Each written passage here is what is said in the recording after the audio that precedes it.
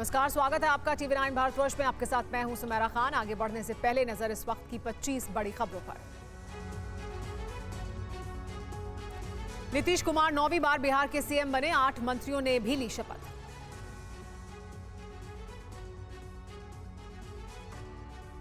सम्राट Chaudhary, Vijay Sinha deputy CM बने। BJP और जेडीयू के 3 मंत्री बने। हम के संतोष सुमन, निर्दलीय सुमित सिंह ने भी ली शपथ।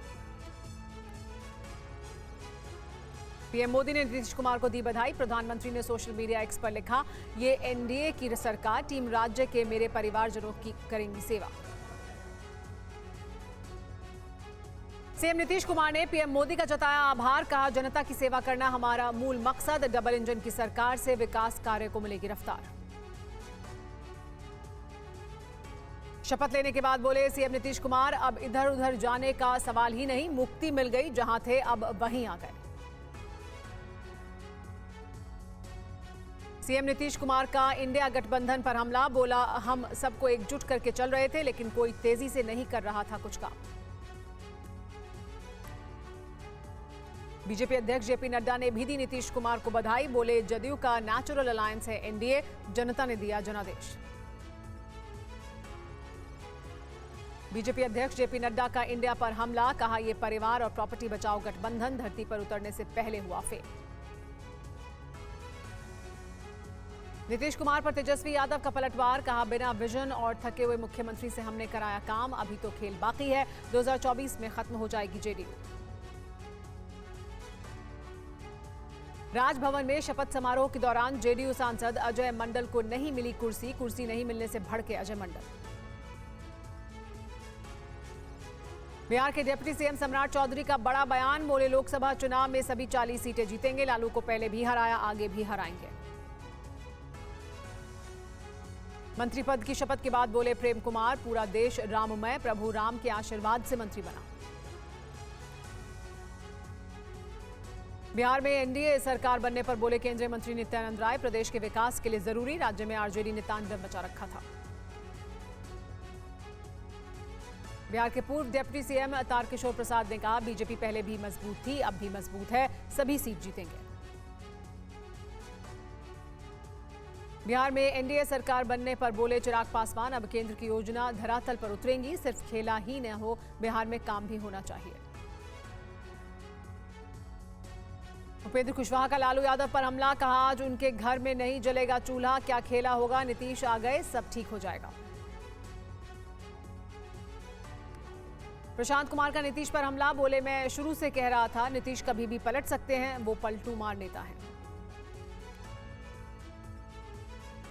असम के सीएम हेमंत बिस्वा सरना का बयान, इंडिया गठबंधन पर हमला, कहा वैचारिक विरोधाभास की वजह से गठबंधन लंबे समय तक नहीं चलेगा।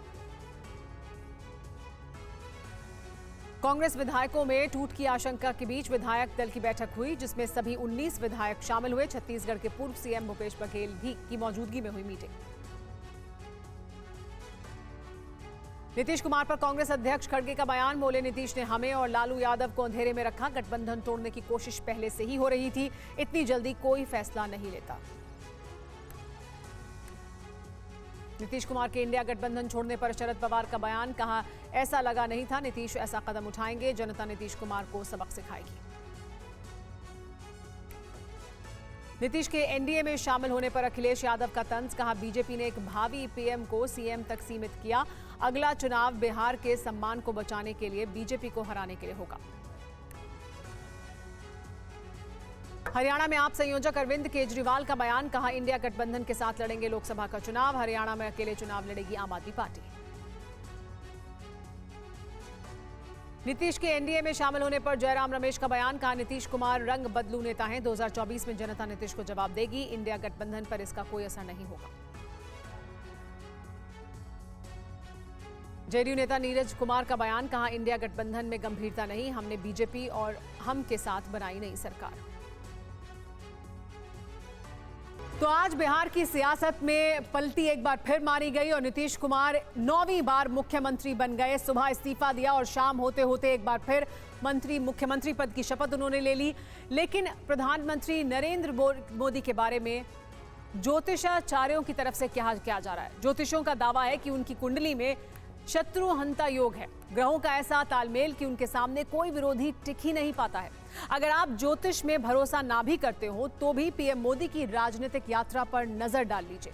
वो गुजरात के सीएम बने तो चुनौतियों का अंबार था, लेकिन 1 साल के बाद ही गुजरात में उन्हें कोई चुनौती देने की हालत में नहीं था।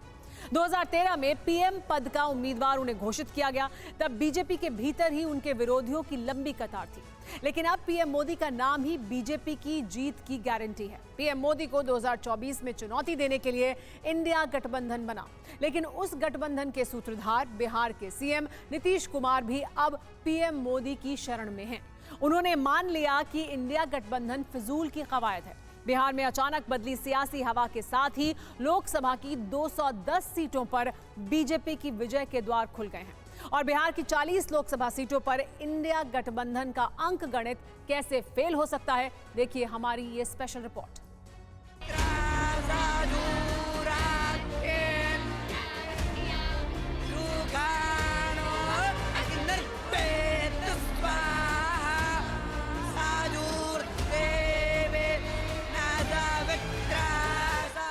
हमारे रामलला अब टेंट में नहीं रहेंगे। हमारे रामलला अब इस दिव्य मंदिर में रहेंगे।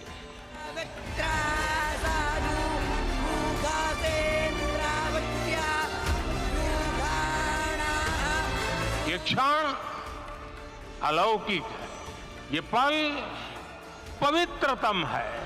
22 जनवरी 2024 का ये सूरज, ये एक नए काल चक्र का उद्गम है।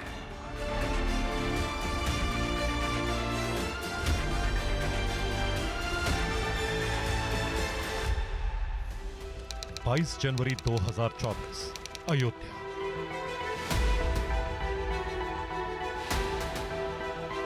पूरा विश्व जब अयोध्या में राम मंदिर की प्राण प्रतिष्ठा की भक्ति में डूबा था, उस वक्त विपक्षी दलों को यही लगा कि प्रधानमंत्री नरेंद्र मोदी साल 2024 के लोकसभा चुनाव में हिंदुत्व का एजेंडा सेट कर रहे हैं। हालांकि पीएम मोदी ने प्राण प्रतिष्ठा अनुष्ठान से पहले या उसके बाद एक बार भी राजनीति या चुनाव की चर्चा तक नहीं की।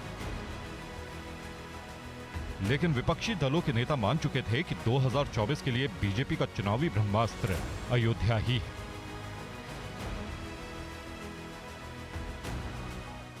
तेईस जनवरी 2024 नई दिल्ली।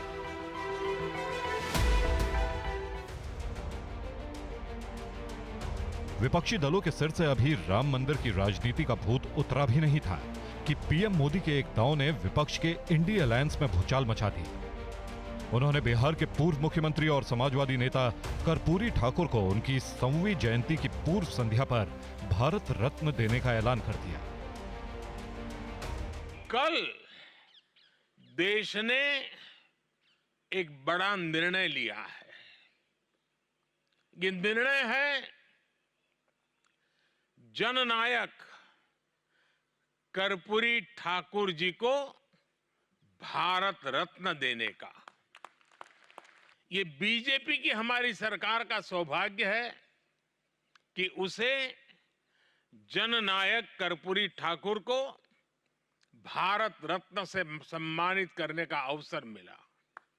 गरीब से गरीब लाभार्थी तक पहुंचने के लिए विकसित भारत संकल्प यात्रा जैसे अभियान चलाना, समाज के पिछड़े और अति पिछड़े वर्गों के लिए निरंतर नई योजनाएं बनाना, हमारी सरकार के इन सभी कार्यों में कर्पूरी बाबू के विचारों से मिली प्रेरणा आप देख सकते हैं। कर्पूरी ठाकुर को भारत रत्न, पीएम मोदी का यह संदेश सीधे सीधे बिहार के मुख्यमंत्री और इंडिया गठबंधन के सूत्रधार नीतीश कुमार के लिए था। क्यों, यह भी समझ लीजिए। कर्पूरी ठाकुर को बिहार में पिछड़ी और अति पिछड़ी जातियों का मसीहा माना जाता है, जिन्होंने मंडल कमीशन की रिपोर्ट से भी एक दशक पहले बिहार में पिछड़ों और अति पिछड़ों के लिए आरक्षण लागू किया था। बिहार का मुख्यमंत्री बनने के बाद नीतीश कुमार ने भी कर्पूरी ठाकुर के सामाजिक न्याय को ही आगे बढ़ाया। उन्होंने दलित जातियों में भी महादलित कैटेगरी बना दी, उनके लिए विशेष योजनाएं लागू की। नीतीश कुमार ने बिहार में एमबीसी और ईबीसी यानी मोस्ट बैकवर्ड क्लास और एक्सट्रीम बैकवर्ड क्लास की राजनीति के जरिए अपना जनाधार बनाया। वो खुद को कर्पूरी ठाकुर के राजनीतिक अनुयायी और उत्तराधिकारी के रूप में अपनी पहचान बना चुके थे। ऐसे में कर्पूरी ठाकुर को भारत रत्न देने का ऐलान हुआ तो नीतीश कुमार के पास दो ही विकल्प बचे थे। या तो वो पीएम मोदी के विरोध की राजनीति करके अति पिछड़ों की नजर में खलनायक बने, या फिर इंडिया गठबंधन से पल्ला झाड़कर पीएम मोदी का नेतृत्व स्वीकार करें। नीतीश कुमार ने कर्पूरी ठाकुर के नाम पर दूसरा विकल्प चुना। जननायक कर्पूरी ठाकुर जी को भारत रत्न भी प्रदान किया गया। अब आप जानिए ना, उनको भारत रत्न प्रदान करने के लिए तो हम तो शुरू से कह रहे, तो मुझे खुशी है।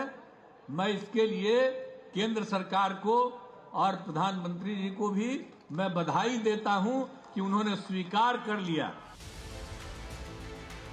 साल 2024 के चुनाव से पहले पीएम मोदी का असली ब्रह्मास्त्र यही था, जिसने विपक्षी गठबंधन को छिन्न भिन्न कर दिया। उन्होंने सियासी बिसात पर इंडिया गठबंधन को उसी नीतीश कुमार के जरिए शह और मात दोनों दे दी, जो बीते 9 महीने से एक ही मंत्र जप रहे थे कि उन्हें विपक्ष को एकजुट करके बीजेपी को हराना है। कि हम चाहते हैं, हमको कुछ नहीं चाहिए। हम शुरू से कहते हैं हम तो चाहते हैं, हम इसी में लगे, हमको अपना व्यक्तिगत कुछ नहीं। हम तो चाहते हैं एकजुट होकर के सब लड़े और बाकी हम किसी पर हमको नहीं बनना, ये अच्छी तरह जान लीजिए। हम सबको खाली एकजुट करने में लगे। दूसरे लोगों को बनाया जाएगा, हमारी कोई इच्छा नहीं। तो सबको एकजुट करना चाहते हैं, वो कुछ व्यक्तिगत नहीं चाहिए। विपक्षी दलों का देशव्यापी गठबंधन बनाने का गेम प्लान नीतीश कुमार का ही था, इसलिए पहली बैठक भी पटना में हुई। बेंगलुरु और मुंबई की बैठक के बाद इंडिया अलायंस के नेता उत्साह में थे। उन्हें लग रहा था कि हर सीट पर अगर बीजेपी के खिलाफ विपक्ष का साझा उम्मीदवार होगा तो 2024 में पीएम मोदी की जीत की हैट्रिक पूरी नहीं हो पाएगी। नीतीश कुमार का पूरा प्लान वोटों के अंक गणित और जातियों की सोशल इंजीनियरिंग पर टिका था। बिहार में जातिगत जनगणना के आधार पर पिछड़ी जातियों की राजनीति को हवा देने वाले नीतीश कुमार ही थे, लेकिन नवंबर 2023 में हुए एमपी, राजस्थान और छत्तीसगढ़ के विधानसभा चुनावों में पीएम मोदी ने नीतीश के मास्टर स्ट्रोक यानी जातिगत जनगणना का खेल बिगाड़ दिया। नीतीश कुमार का इंडिया अलायंस से मोहभंग होने की शुरुआत इसी के बाद हुई। दिसंबर के पहले हफ्ते में कांग्रेस की बैठक से उन्होंने दूरी बना ली। कल न्यूज छप रहा था कि हम नहीं जा रहे, फालतू बात है। अरे बीच में हमको बुखार न था जी, तो उसके चलते उसी बीच उनका खबर आया था, हम कह दे कि नहीं और लोग जाएंगे, इनके बारे में कहे ये भी रहेंगे और सब लोग रहेंगे इधर से। दिसंबर के तीसरे हफ्ते में यह खबर आने लगी थी कि नीतीश कुमार अब इंडिया गठबंधन से मायूस हो चुके हैं। उन्होंने गठबंधन का संयोजक बनने से भी इनकार कर दिया। 25 दिसंबर को अटल बिहारी वाजपेयी के जन्मदिन पर उनके स्मारक पर श्रद्धांजलि देकर नीतीश ने संकेत भी दे दिया कि नए गठबंधन को अलविदा कहकर पुराने गठबंधन यानी एनडीए में लौटने का मन वो बना चुके हैं। 30 दिसंबर को राजीव रंजन और लल्लन सिंह को जेडीयू के अध्यक्ष पद से हटाने और खुद पार्टी की कमान संभालने का मतलब यही था कि अब नीतीश कुमार निर्णायक फैसले के मूड में हैं।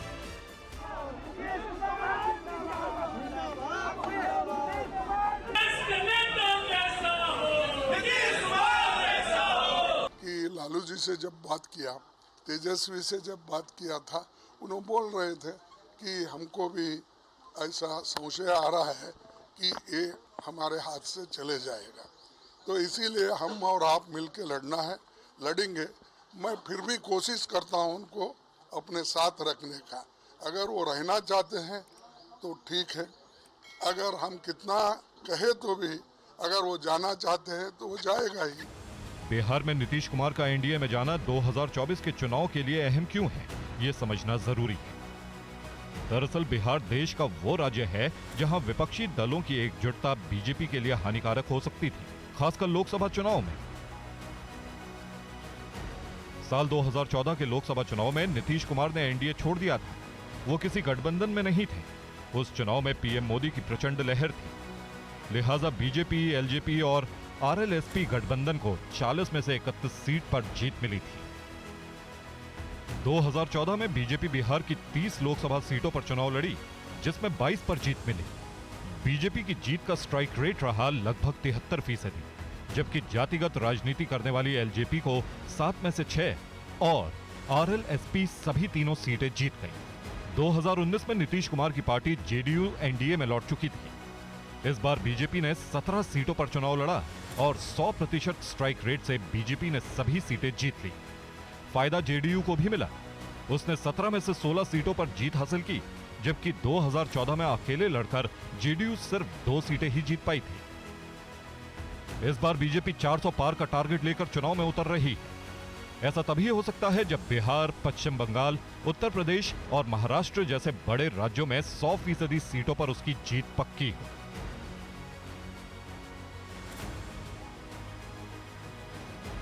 बीजेपी की राह में विपक्षी गठबंधन ही सबसे बड़ा रोड़ा था, खासकर बिहार में, जो पीएम मोदी के कर्पूरी ठाकुर मॉडल से दूर हो चुका है।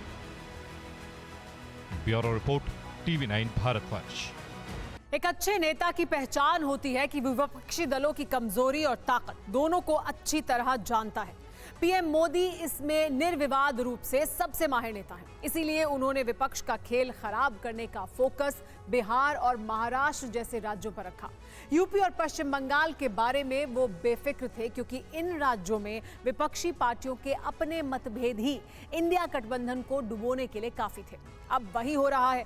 यूपी में बीएसपी के बिना इंडिया गठबंधन बेमानी है और बंगाल में ममता बनर्जी अकेले ही चुनाव लड़ने का ऐलान कर चुकी हैं। रहा सवाल महाराष्ट्र का, तो वहां इंडिया गठबंधन के चाणक्य तो पिछले साल जुलाई से ही बीजेपी के चक्रव्यूह में फंसे हुए हैं।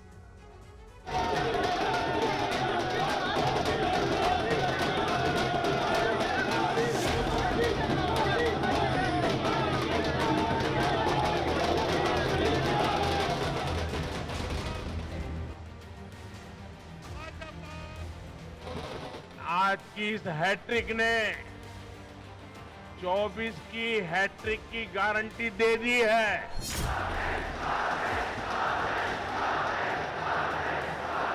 आपके सपनों को पूरा करने के लिए जो मेरा संकल्प है, मेरी साधना भी है, मेरी तपस्या भी। 3 दिसंबर 2023 को एमपी, छत्तीसगढ़ और राजस्थान में प्रचंड जीत के बाद पीएम मोदी का यह बयान यूं ही नहीं था। वो जिस वक्त 2024 के चुनाव में जीत की हैट्रिक की गारंटी दे रहे थे, तब तक विपक्षी दलों के नेता इंडिया अलायंस के हवाई किले बना चुके थे। फिर भी पीएम मोदी ने हैट्रिक की गारंटी दी, तो उसकी वजह क्या थी?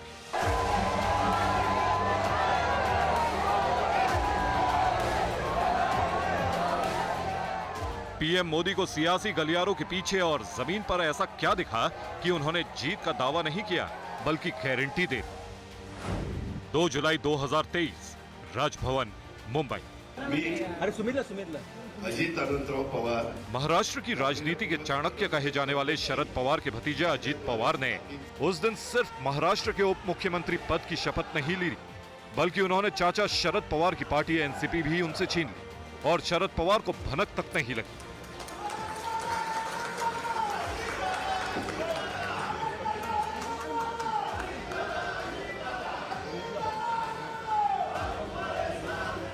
प्रफुल्ल पटेल आज उनके सामने हम राष्ट्रवादी कांग्रेस पार्टी के वर्किंग प्रेसिडेंट की जिम्मेदारी उनके कंधे पर दे रहे हैं। यहां तक कि जिन प्रफुल्ल पटेल को 4 हफ्ते पहले ही शरद पवार ने एनसीपी का कार्यकारी अध्यक्ष बनाया था, वो भी उनका साथ छोड़कर अजित पवार के पीछे खड़े थे। दिल को बहलाने के लिए एनसीपी और विपक्षी दलों के नेता आज भी यही आरोप लगाते हैं कि पीएम मोदी ने ईडी और सीबीआई का डर दिखाकर एनसीपी को तोड़ा। लेकिन सच्चाई यह है कि यह एनसीपी में महत्वाकांक्षा की लड़ाई थी। मौका शरद पवार ने ही दिया, जिसे बीजेपी ने हाथों हाथ लपक लिया। सुनिए, पार्टी तोड़ने के बाद अजित पवार ने क्या कहा था। 5 जुलाई 2023। मित्रांनो, काळ आता जर वय जास्त झालं, 82 झालं, 83 झालं, तुम्ही कधी थांबणार आहात का नाही? तुम्ही आशीर्वाद द्या ना। त्याच्या संदर्भामध्ये आम्हाला वाटतं तुम्ही शतायुष्य व्हावं. मित्रांनो, माझी तुम्हाला विनंती आहे, आमच्या वरिष्ठांना विनंती आहे की त्यांनी थोडा आराम करावा, एवढा हट्टीपणा करू नये. त्या संदर्भामध्ये मी आज तर थोडंच बोललेलो आहे, परंतु उद्याच्याला सभा जर व्हायला लागल्या तर मला वस्तुस्थिती देखील लोकांना सांगावी लागेल, ती वेळ येऊ नये. महाराष्ट्र में बीजेपी ने सियासी बिसात पर शह और मात का खेल 2022 में ही शुरू कर दिया था. एकनाथ शिंदे की अगुवाई में शिवसेना में विद्रोह का मतलब यही निकाला गया कि बीजेपी किसी भी कीमत पर महाराष्ट्र में अपनी सरकार चाहती थी, जो 2019 में उसके हाथ से फिसल गई थी. लेकिन एनसीपी में टूट का महाराष्ट्र की राजनीति से कोई लेना देना नहीं था. वहां एकनाथ शिंदे गुट वाली शिवसेना और बीजेपी के गठबंधन की सरकार के सामने बहुमत का कोई संकट नहीं था. फिर भी अजीत पवार को महाराष्ट्र की सत्ता में हिस्सा देने का एक ही मतलब था कि पीएम मोदी की नजर 2024 की रणनीति पर है. इसके लिए महाराष्ट्र में शिवसेना और एनसीपी को तोड़ना क्यों जरूरी था, यह भी समझ लीजिए.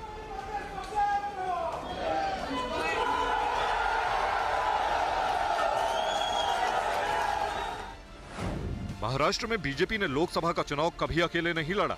साल 2014 और 2019 के चुनाव में बीजेपी का शिवसेना के साथ गठबंधन था. साल 2014 में बीजेपी ने महाराष्ट्र की 48 में से 24 लोकसभा सीटों पर चुनाव लड़ा और 23 सीटें जीती थी. शिवसेना को 20 में से 18 सीटों पर जीत मिली थी. 2019 के चुनाव में बीजेपी को अपने कोटे की 25 में से 23 सीटों पर और शिवसेना को 23 में से 18 लोकसभा सीटों पर जीत मिली थी. साल 2019 में महाराष्ट्र में एनसीपी और कांग्रेस को जीत तो सिर्फ 5 सीटों पर मिली, लेकिन इन दोनों पार्टियों को मिलाकर 32% वोट मिले थे. शिवसेना का वोट शेयर 23% से थोड़ा अधिक था.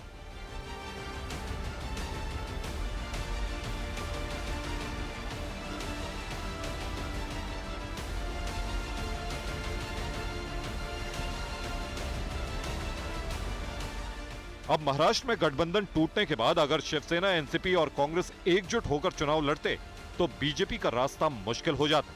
लेकिन पहले शिवसेना और फिर एनसीपी को तोड़कर बीजेपी ने 48 सीटों वाले महाराष्ट्र में अपना पलड़ा इंडिया अलायंस से बहुत भारी कर लिया.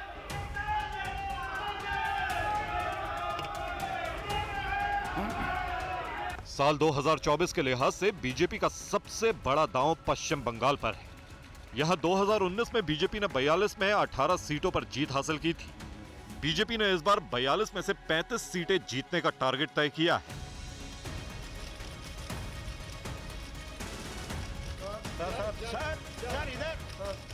जिसमें सबसे बड़ी दिक्कत इंडिया अलायंस से होती. इंडिया अलायंस में ममता बनर्जी की टीएमसी, कांग्रेस और लेफ्ट फ्रंट के वोटर एकजुट होते तो बीजेपी को अपनी जीती हुई सीटें बचाना भी मुश्किल होता.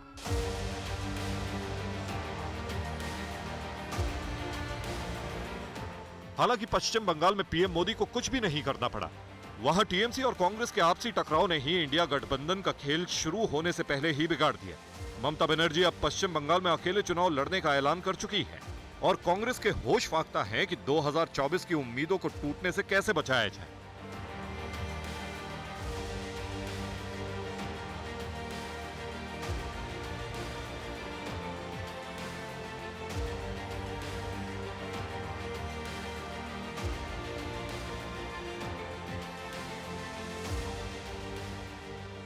यही हाल 80 लोकसभा सीटों वाले उत्तर प्रदेश में भी विपक्षी गठबंधन का है. वहां पीएम मोदी के साथ सीएम योगी की लोकप्रियता का डबल डोज चल रहा है और राम मंदिर का खुमार भी है.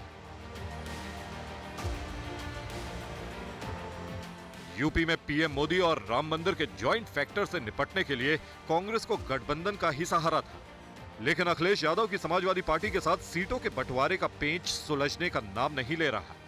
वहीं बीएसपी अध्यक्ष मायावती एकला चलो का ऐलान भी कर चुकी है. यहाँ मैं ये बात भी फिर से स्पष्ट कर देना चाहती हूँ कि हमारी पार्टी देश में जल्दी ही घोषित होने वाले लोकसभा के ये आम चुनाव यहाँ गरीबों एवं उपेक्षित वर्गों में से विशेषकर दलितों, आदिवासियों, अति पिछड़े वर्गों, मुस्लिम व अन्य धार्मिक अल्पसंख्यक समाज के लोगों के बलबूते पर ही पूरी तैयारी व दमदारी के साथ अकेले ही लड़ेगी.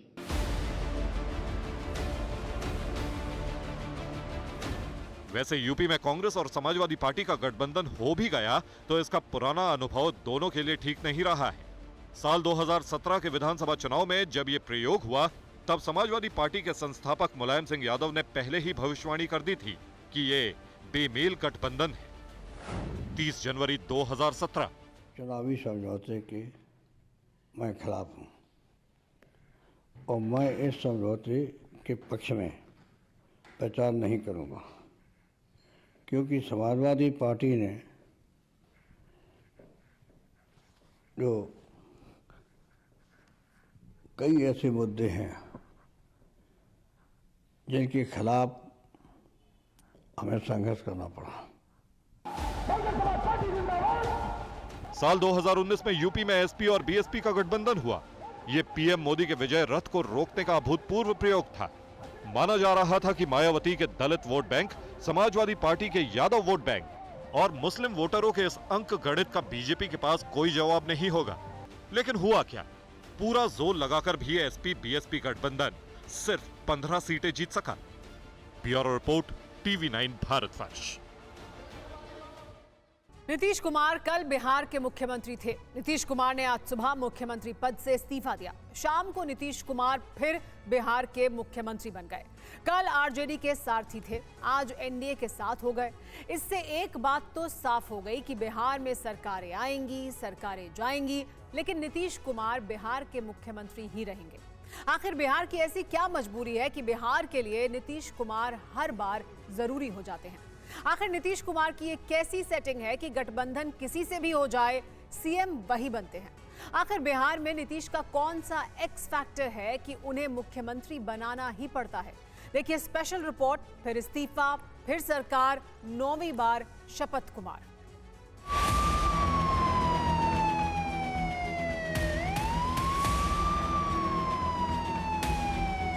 नीतीश कुमार सत्यनिष्ठा से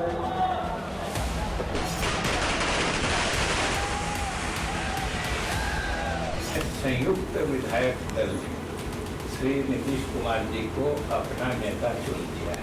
आज हमने मुख्यमंत्री से इस्तीफा दे दिया।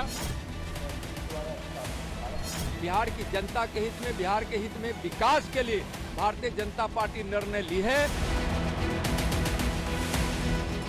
अभी खेल शुरू हुई है, अभी खेल बाकी है और मैं जो कहता हूँ वो करता हूँ।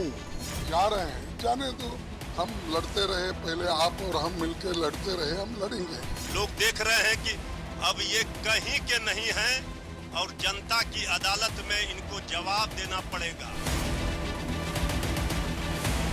मैं अपने देश के प्रधानमंत्री, राष्ट्रीय अध्यक्ष, विधि मंत्री और प्रभारी महोदय का आभार व्यक्त करते हैं, धन्यवाद देते हैं। मैं नीतीश कुमार सत्यनिष्ठा से प्रतिज्ञान करता हूं कि मैं विधि द्वारा स्थापित भारत के संविधान के प्रति सच्ची श्रद्धा और निष्ठा रखूंगा। मैं भारत की प्रभुता और अखंडता अक्षुण्ण रखूंगा। मैं बिहार राज्य के मुख्यमंत्री के रूप में अपने कर्तव्यों का श्रद्धापूर्वक और शुद्ध अंतःकरण से निर्वहन करूंगा। और इस तरह नीतीश कुमार ने 9वीं बार 13 करोड़ से ज्यादा की आबादी वाले राज्य बिहार के नए मुख्यमंत्री के तौर पर शपथ ली।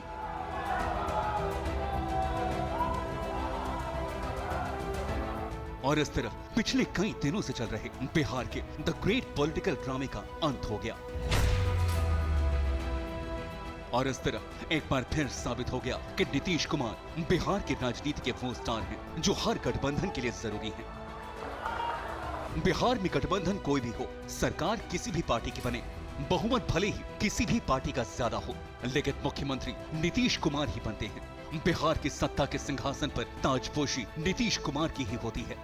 नीतीश कुमार 9वीं बार मुख्यमंत्री बने तो ये संयोग ही है कि 28 जनवरी यानी रविवार के दिन नीतीश कुमार को मिलाकर 9 मंत्रियों ने शपथ ली। लेकिन बिहार में पिछले कई दिनों से चल रहे इस पॉलिटिकल ड्रामे से जो सबसे ज्यादा आहत है वो है लालू प्रसाद यादव के बेटे और बिहार के पूर्व उप मुख्यमंत्री तेजस्वी यादव। तेजस्वी यादव ने कह दिया है कि खेल तो अभी शुरू हुआ है। बात स्पष्ट रूप से मैं कह देना चाहता हूँ कि अभी खेल शुरू हुई है, अभी खेल बाकी है, और मैं जो कहता हूँ वो करता हूँ। और आप लिख के ले लीजिए, जनता दल यूनाइटेड जो पार्टी है 2024 में ही खत्म हो जाएगी, ये निश्चित रूप से लिख लीजिए।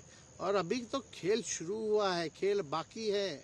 अभी इन लोग जो भी करें, लेकिन मेरा स्पष्ट रूप से मानना है कि जनता हमारे साथ है और हमारा साथ देगी। लेकिन इस सियासी खेल से बेपरवाह नीतीश कुमार एक बार फिर किंग बन गए हैं।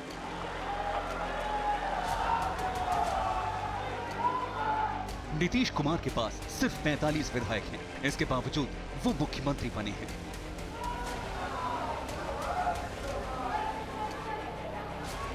आरजेडी गठबंधन में भी कम सीटों के बावजूद नीतीश मुख्यमंत्री रहे। पिछले 18 सालों से बिहार में नीतीश कुमार किंग मेकर नहीं बल्कि किंग बनते आ रहे हैं। इस दौरान सिर्फ 9 महीने के लिए जीतन राम मांझी बिहार के मुख्यमंत्री बने थे। आखिर ऐसी कौन सी वजह है कि बिहार की राजनीति के लिए नीतीश कुमार जरूरी हो जाते हैं? न सिर्फ आरजेडी उनके साथ रहना चाहती है, बल्कि इंडिया गठबंधन के लोग भी चाहते हैं कि नीतीश कुमार गठबंधन के संयोजक बन जाएं। वैसे भी नीतीश कुमार की ही शख्सियत थी कि विपक्ष को एक मंच पर वो लाने में सफल हुए थे। पर अचानक ऐसा क्या हो गया कि नीतीश कुमार के लिए एनडीए में जाना उनके लिए मजबूरी बन गया। आज इस्तीफा देने से पहले नीतीश कुमार ने ये भी बता दिया कि आखिर आरजेडी के साथ रहते हुए वो कितना तकलीफ में थे। हम बीच में तो कुछ नहीं बोल रहे थे, आप याद करिए ना कि बीच में बहुत कुछ कहना चाह रहे थे, नहीं कुछ बोल रहे थे। हम कुछ नहीं बोल रहे थे, चारों तरफ की बात थी, कितना काम हम कर रहे थे, और उधर भी लोग हम अलायंस करवाए, क्या क्या करवाने में लगे, और कोई कुछ काम ही नहीं कर रहे थे। तो सबको लेकर के तकलीफ, और यहाँ पर भी लोगों को तकलीफ, तो ये हो गया तो हमने बोलना छोड़ दिया था। इस तकलीफ के चलते नीतीश कुमार ने आरजेडी का साथ छोड़ दिया और एक बार फिर एनडीए में शामिल हो गए। इसे न सिर्फ नीतीश कुमार की जीत बताया जा रहा है, बल्कि बीजेपी के लिए भी वो मास्टर स्ट्रोक है जिसे बिहार में एनडीए की सरकार से बीजेपी ने 51% वोट का अंक गणित पुख्ता कर लिया है। 51% वोट का हिसाब क्या है, आपको समझाते हैं। मुख्यमंत्री नीतीश कुमार कुर्मी जाति से हैं, तो उप मुख्यमंत्री सम्राट चौधरी कोयरी जाति से आते हैं। ये दोनों जातियां बिहार में अति पिछड़ा वर्ग यानी ईबीसी में आती हैं, जिनकी आबादी सबसे ज्यादा 36% है, जबकि दूसरे उप मुख्यमंत्री विजय कुमार सिन्हा भी भूमिहार जाति से हैं, जो सवर्ण वर्ग की जाति है, और बिहार में सवर्णों की आबादी 15% है। इस तरह से 2024 के लोकसभा चुनाव में एनडीए ने बिहार में 36% प्लस 15% यानी 51% वोट का पुख्ता जुगाड़ कर लिया है। नीतीश कुमार बिहार की राजनीति में एक ऐसे इक्के के तौर पर हैं जिनके बिना कोई भी खेल खेला तो जा सकता है लेकिन जीता नहीं जा सकता। और वो इस वजह से है कि बिहार की राजनीति के जातीय समीकरण में नीतीश कुमार के पास 15% के आसपास का वो वोट बैंक है जो जिस तरफ चला जाता है उसकी सरकार बनती है। लेकिन नीतीश कुमार इसका लाभ उठाते हैं और मुख्यमंत्री की कुर्सी उन्होंने अपने कब्जे में कर रखी है। नीतीश कुमार सियासत के माहिर खिलाड़ी हैं। वो देश की राजनीति का भविष्य देख रहे हैं और उन्हें पता है कि इंडिया गठबंधन का क्या भविष्य होने वाला है। राहुल गांधी की भारत जोड़ो न्याय यात्रा से अखिलेश यादव ने दूरी बना ली, ममता बनर्जी ने किनारा कर लिया, यहाँ तक कि मायावती ने इंडिया गठबंधन में आने से ही इनकार कर दिया। इतनी दूरी के बाद अगर बाद में दिल जुड़ते भी हैं तो एनडीए को हराने का जज्बा नहीं पैदा होने वाला। शायद यही सब देखकर नीतीश कुमार ने इंडिया गठबंधन का संयोजक बनने से भी इनकार कर दिया और अब 9वें मुख्यमंत्री के तौर पर नई पारी की शुरुआत की है। और बिहार की जनता भी जानती है आखिर नीतीश कुमार की अहमियत क्या है। नीतीश कुमार ने बिहार के जंगल राज के बीच सुशासन बाबू की छवि बनाई, अपराध, फिरौती और राज्य की बदनामी की छवि बदलने में सफल रहे। एक वक्त बिहार की ग्रोथ रेट पूरे देश में सबसे ज्यादा हो गई थी। विरोधियों के मुकाबले ईमानदार छवि बरकरार रखने में सफल रहे। चुनावी हलफनामे बताते हैं कि आज भी नीतीश के पास संपत्ति के नाम पर ज्यादा कुछ नहीं है। नीतीश कुमार लोहिया और जेपी के अनुयायी रहे हैं, इसलिए उनके लिए गैर कांग्रेसवाद और गैर बीजेपी वाद ही उनकी राजनीति की असली पहचान रही है। पर उन्होंने बड़ी कुशलता से अपने को दोनों पार्टियों से अलग भी रखा और मौके पर उनका सहयोग भी लिया। लेकिन आरजेडी इसे पलटी मार राजनीति कह रही है। हम लोगों ने कुछ नहीं किया, ये जो पलटी मार राजनीति है वो फिर जग गया। और इसलिए आदरणीय नीतीश कुमार जी की अब कोई अगर भरोसा और विश्वास कर रहा है तो फिर सब लोग देख रहे हैं कि अब ये कहीं के नहीं हैं और जनता की अदालत में इनको जवाब देना पड़ेगा और बताना पड़ेगा कि आखिर आपने ये जो विश्व कीर्तिमान स्थापित किया पलटी मार का, इसका अब जनता आप पर भरोसा कभी नहीं कर सकती। लेकिन राजनीतिक विश्लेषकों की नजर में नीतीश कुमार पर इस तरह पलटी मारने का दबाव भी था। नीतीश पर तेजस्वी को सीएम बनाने का दबाव था। सरकार में लालू प्रसाद की दखल पड़ रही थी। महागठबंधन में मतभेद उभर रहे थे। जेडीयू के अंदर अविश्वास का माहौल था। इंडिया गठबंधन का प्रयोग फेल होता दिखा। इंडिया अलायंस के दलों ने तवज्जो नहीं दी। बीजेपी अगर हैट्रिक मारती तो नीतीश के लिए बिहार को आरजेडी के कुशासन से मुक्ति दिलाने के लिए ही पहले समता पार्टी और बाद में जनता दल यू का गठन हुआ था। जिस पार्टी की स्थापना ही राजद विरोध के जमीन पर हुआ हो, उसके साथ दोस्ती कितने दिन चलेगी, ये सवाल भी वाजिब है। नीतीश कुमार आरजेडी के साथ महागठबंधन की सरकार बनाने के बाद भी आए दिन अपने भाषणों में बिहार के जंगल राज की चर्चा करते रहते थे और आज भी उन्होंने कह दिया कि सब कुछ ठीक नहीं चल रहा था। कि आज हमने इस्तीफा दे दिया, समझ गए ना। आज हमने मुख्यमंत्री से इस्तीफा दे दिया और जो सरकार थी उसको भी समाप्त करने का हमने आज गवर्नर साहब को दे दिया। अरे इसलिए नौबत हुई है कि ठीक नहीं चल रहा था, तो इसीलिए थोड़ी परेशान। आप लोग तो हमसे बहुत पूछ रहे थे, हम बीच में बंद कर दिए थे कुछ बोलना, तो हम देख रहे थे तो वही सब लोगों की राय, अपने पार्टी के लोगों की राय, चारों तरफ से राय आ रही थी, तो हमने सब लोगों की बात को सुन लिया। नीतीश कुमार सत्ता की राजनीति करते हैं। उनके बारे में कहा जाता है कि वो अनप्रेडिक्टेबल हैं, यानी उनके दांव को भांपना मुश्किल होता है। तो सवाल उठता है, ऐसे व्यक्तित्व के बावजूद बिहार में नीतीश फैक्टर इतना स्ट्रॉन्ग कैसे है? पहली वजह है जाति, दूसरी वजह है वोट बैंक और तीसरी वजह है खुले मौके रखना। नीतीश कुमार खुद कुर्मी जाति से आते हैं।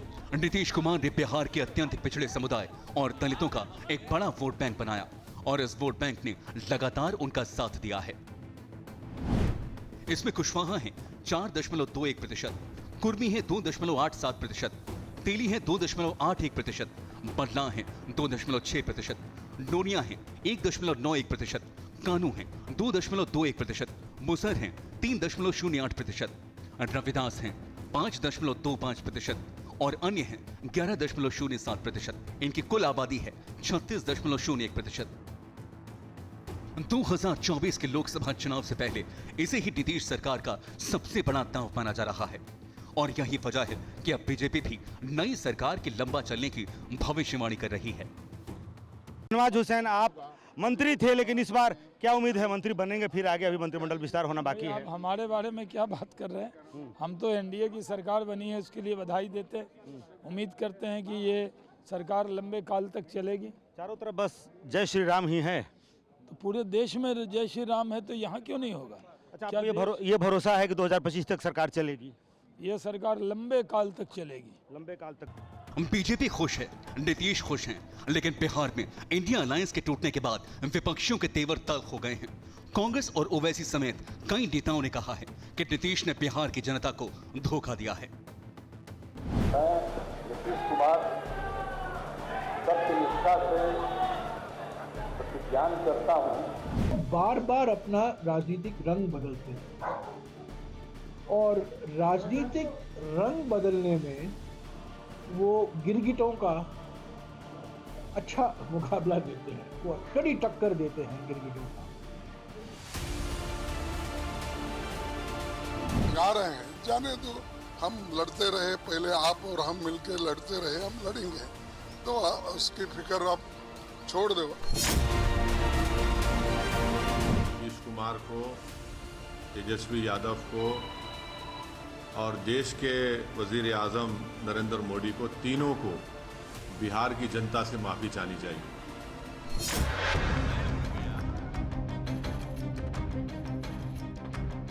अभी जो हुआ है इसने ये दिखाया कि पूरे बिहार में जितने राजनीतिक दल और नेता हैं सब पलटू मार हैं।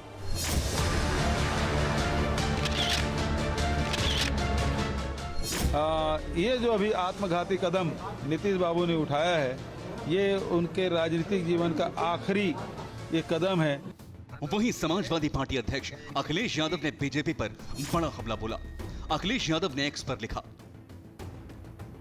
भाजपा अपने जीवन काल में इतनी कमजोर कभी नहीं थी जितनी आज हो गई। आज विश्वासघात का नया कीर्तिमान बना है। जनता इसका करारा जवाब देगी। कोई आप पर विश्वास ना करे, एक व्यक्ति के रूप में किसी की इससे बड़ी हार और कुछ नहीं हो सकती। अब विपक्ष को भले ही कितनी मिर्ची लग रही हो, लेकिन बीजेपी कह रही है राजनीति का यह मौसम बढ़िया है। राजनीति का मौसम भी बढ़िया है, राजनीति का बादल छुटा है। बिहार में जो एक तरह से बिहार का विकास बाधित हो गया था, विधि व्यवस्था चौपट थी, नीतीश जी भी घुटन महसूस कर रहे थे, बिहार की जनता भी घुटन महसूस कर रही थी। बिहार की जनता के हित में, बिहार के हित में विकास के लिए भारतीय जनता पार्टी निर्णय ली है। हम बीजेपी के साथ गठबंधन में रहकर नीतीश कुमार पहले से ज्यादा मजबूत नेता बनकर उभरे हैं। नीतीश ने बिहार में खुद को एक विकासवादी मुख्यमंत्री के चेहरे के रूप में पेश किया है। वहीं बीजेपी में प्रधानमंत्री नरेंद्र मोदी की इमेज भी विकास पुरुष की है, और इसीलिए बीजेपी अध्यक्ष भी कहते हैं कि जब जब बिहार में एनडीए की सरकार आई है, विकास पहले से कहीं ज्यादा हुआ है। बिहार में ये जो सरकार एनडीए की बनी है नीतीश जी के नेतृत्व में, इसमें स्टेबिलिटी आएगी। इसके कारण विकास को नई गति मिलेगी। डबल इंजन की सरकार पूरी ताकत से बिहार को आगे बढ़ाने में सक्षम रहेगी।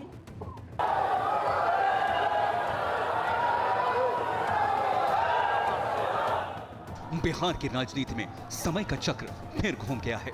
जो अपने थे वो बेगाने हो गए हैं।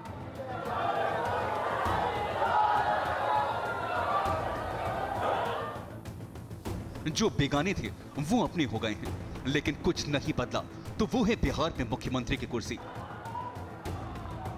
नीतीश कुमार पहले भी मुख्यमंत्री थे, नीतीश कुमार अब भी मुख्यमंत्री हैं। पटना से पंकज झा, रुपेश कुमार और रजनीश रंजन के साथ ब्यूरो रिपोर्ट, TV9 भारतवर्ष।